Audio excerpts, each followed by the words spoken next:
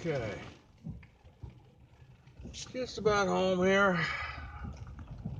See what's going on there. Another guy coming over here in a little bit. Supposed to take a look at a little welding project I've got going on. Don't know when he's going to be here. I doubt if he's here yet, but I just thought you might want to see what a nice road I live on here.